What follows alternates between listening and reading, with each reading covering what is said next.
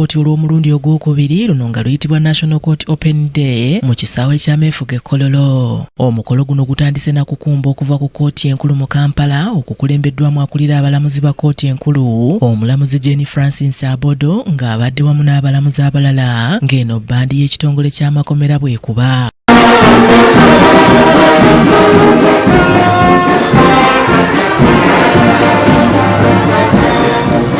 Mu bubaka bwe obumusomeddwa omumyuka we Flavia Nzeija asoose kunnyonnyola omugaso gw'olusiisira lwa kkooti luno.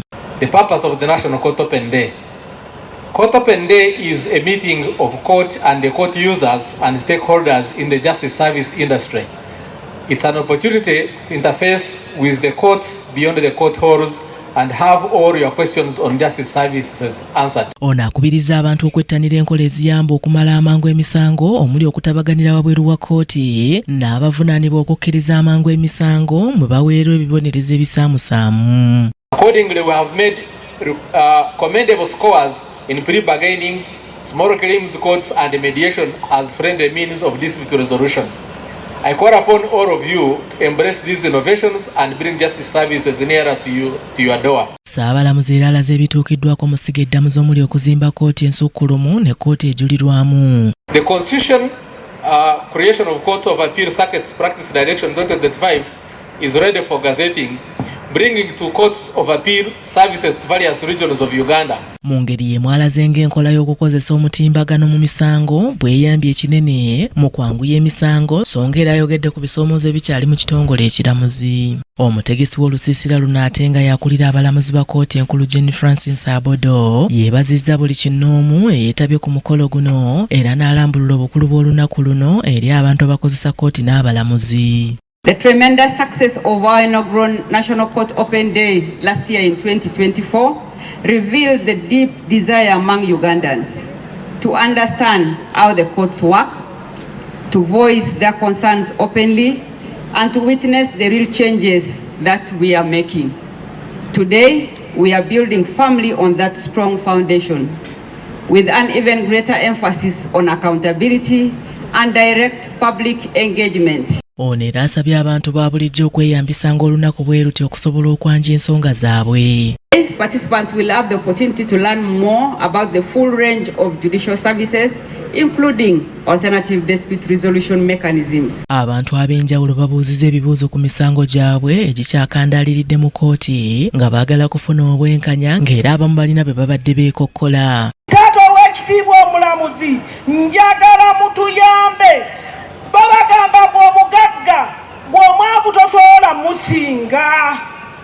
Bamusiba ow'ekitiibwa omulamuzi Esther ne mugamba ow'ennabweru maama jangu olabe ekitutawaanya ng'olwo omwana mujja ekitalya yamusindika kigo mubatemu.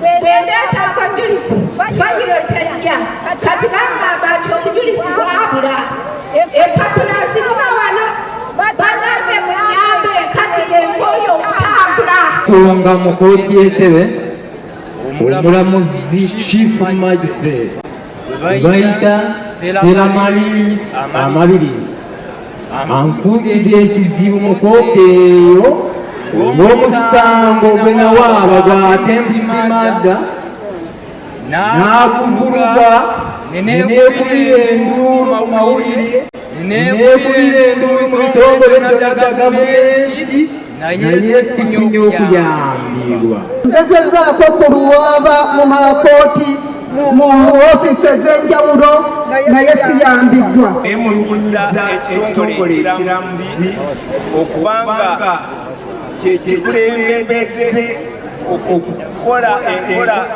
ey'enguzi. Banka Finance Trust Banka enfere yangoba mu kibanja kyange nga talina biwandiiko. Abamu okubadde ne bannamateeka basabye ekitongole ekiramuzi n'okusingira ddala Ssaabalamuzi okukolera wamu ne bannamateeka okulaba nga tebatulugunyizibwa.